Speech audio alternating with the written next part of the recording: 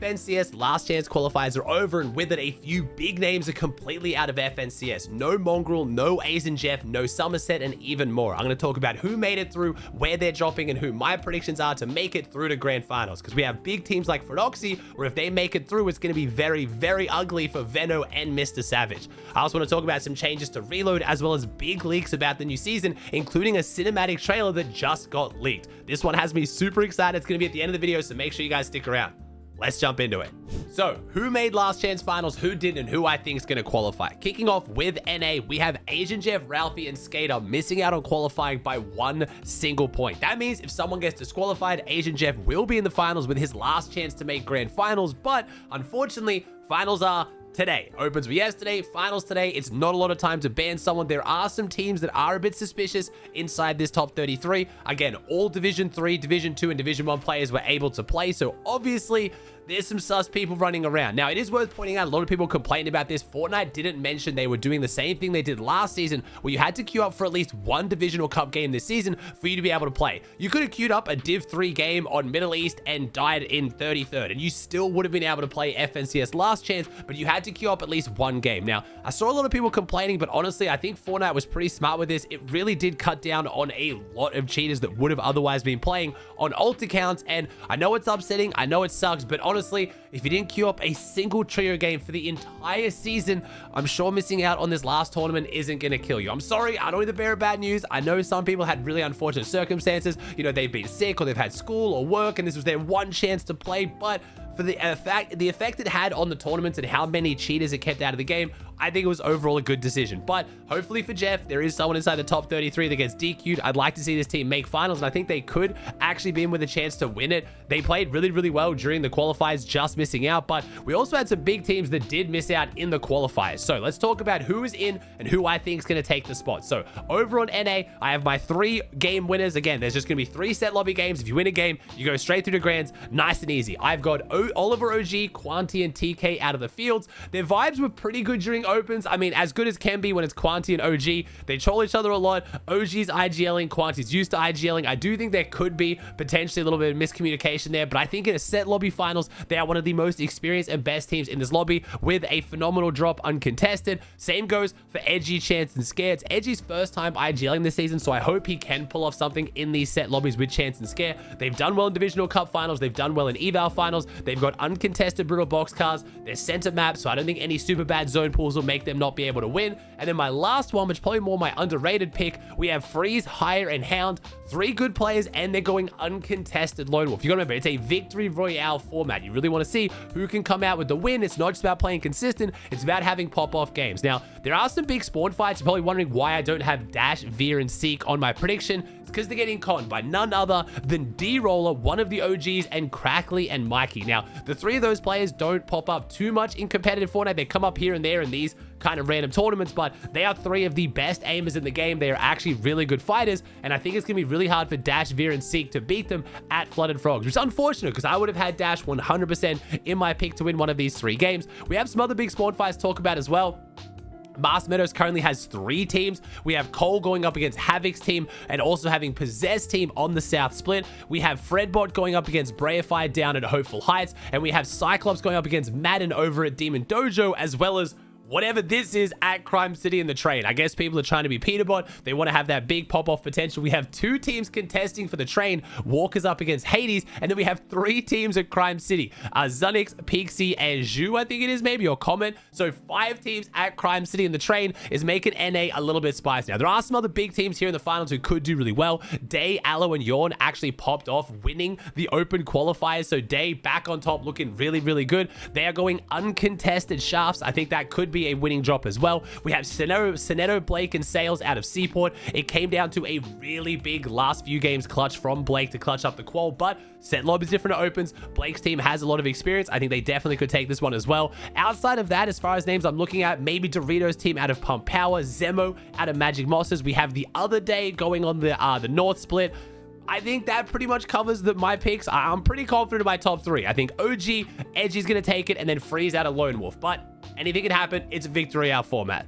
That does mean any team that you didn't just see on the map did not qualify, their FNCS is over. That goes for content creators and teams like Somerset. That does go for big names teams like Noxie, Virgo, and Mason. I have no idea what happened there. They should have been in Grands. There's been a lot of team swaps involving that kind of friend group, and unfortunately, it's left them out of last chance. Now, moving on over to EU, I've got 3 picks, and EU is probably harder than NA just because, again, so many more pros on EU. There's a lot of good teams here in this last chance qualifier, and my 3 picks is Phenoxy, Pablo, and Chino out of Mast. I know that is going to throw an absolute spanner in the works. If Phenoxy makes grand finals, that will mess up a lot of things. Now, I've seen a lot of people who are Savage fans hoping Phenoxy makes finals because then Phenoxy and Veno would fight each other at Mast Meadows, and then Savage's team can third party it.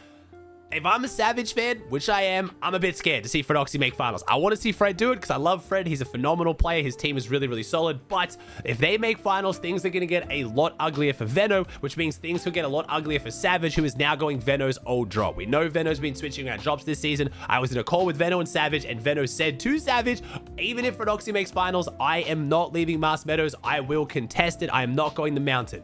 But we've seen Veno mark his drop spot a few times this season and change it. So it's going to be a little bit risky. If you're a Savage or a Veno fan, you will hate watching Phenoxy and hoping that I am wrong and he does not qualify. So don't worry. Maybe I've cursed him.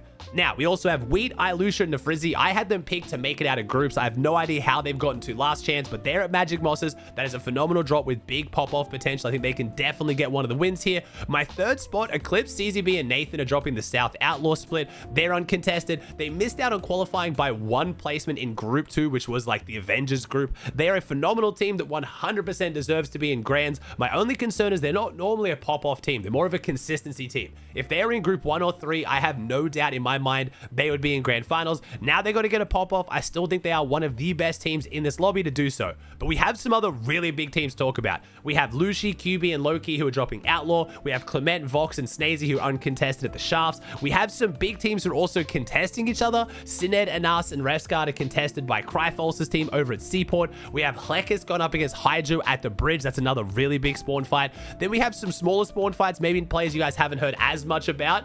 BloodX, we have Frag, Quaker, and BloodX. Yes, European coach BloodX has made last chance finals. There's a bit of a wager going right now.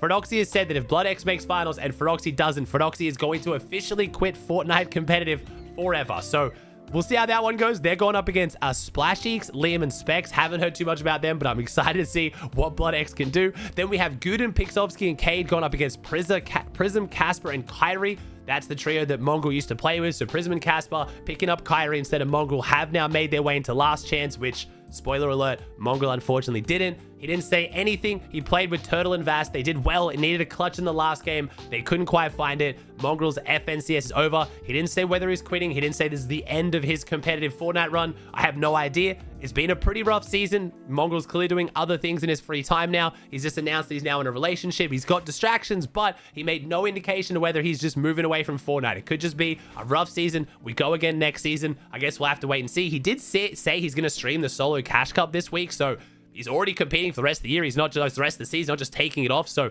fingers crossed, that's a good sign that we keep Mongrel around, but we'll see whether his X trio can do it with Kyrie. Then we have Cracky up against Tweck over at Withy Wharfs. I don't know too much about that team. And then we have Crime City contested. We have Split going up against No's team at Crime City. There are some other big teams that could 100% take the win as well. This is really, really hard to pick. We have El Tenzi's team on the field split. We have Vacan's team down at Kappa Kappa Factory. We have Asa, Cringe, and Fido going Demon's Dojo. We have DeBull's team going Pump Power. We have Tripper and Hellfire and Straps. The Danes going Flooded Frogs uncontested. EU lobbies are extremely hard to predict. I'm sticking with my 3, but it's going to be a very, very fun last chance. I haven't talked about West too much this season. I will be watching the grand finals, but there were a few big names that we needed to clutch up in last chance finals to make it, and one of them being Typical Gamer. Unfortunately, despite missing out in groups by only 2 places, I was really hoping TG would make it through to grands, but he fell short. He didn't unfortunately make it into last chance finals, so TG's FNCS run is over. We had a last minute team that I didn't expect, and I don't think they even knew they were going to run it. We had Faxity, DC Awesomer, and Vet throw their hat in the ring and try to qualify through last chance. They were top 3 after the first few games, absolutely dominating, and unfortunately towards the end of the tournament, they started to slip off. They ended up finishing in the top 90, but they did finish outside the top 33. We almost had Faxity in last chance finals. Also in NA West, a name you've probably been following a bunch if you're a Peter Leaderboard fan. We had Art School and Salco, who somehow didn't make it out of groups despite Ark being one of the most hyped up players on NA West, one of the best fighters in the game right now, according to a lot of players. They did get contested by a team that has now been banned for cheating, so we'll give them a pass on that one. They have now come third, and they are playing the last chance finals, and definitely my favorite to at least take one of the 3 games, surely. Now, we have some leaks and teasers about the new season. Firstly, we have this image that was sent to Sparkles QT, a content created by Epic Games, and it looks really cool. We have the Millennium Falcon. We have a Star Wars themed POI. Again, it's already looking very Star Warsy, as you would expect. This is no secret. The new season's themed around Star Wars. It looks like the map hasn't changed that drastically. I can still see Lone Wolf in the distance. I can see a Star Destroyer in the sky, though, but we actually had a cinematic trailer leak, and not a lot of people talking about it. Again, this is an official Fortnite trailer that has been leaked. Again, spoiler warning, if you don't want to see it, go for it. You can skip the rest of the video, but it is actually really, really cool, and it doesn't spoil too much about the new season, and hopefully it has you excited even if you're not a Star Wars fan, because it's not just purely Star Wars themed.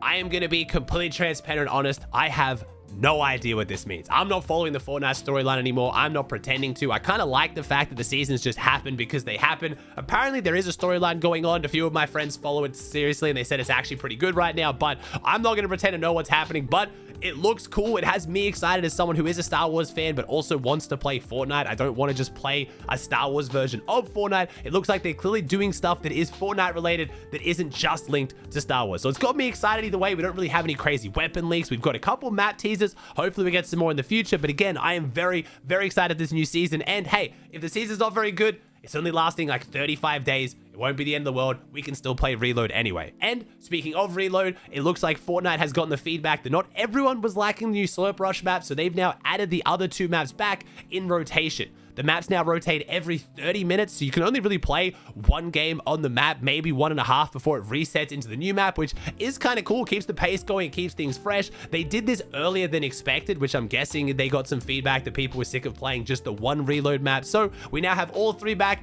Makes it a bit harder for me trying to practice the Pro-Am, but for someone who didn't really play Reload much up until now, because I haven't been playing Fortnite until now, practicing for the Pro-Am, I'm really enjoying these 2 maps. So it's kind of cool to have these super quick rotations. It keeps things really, really fresh.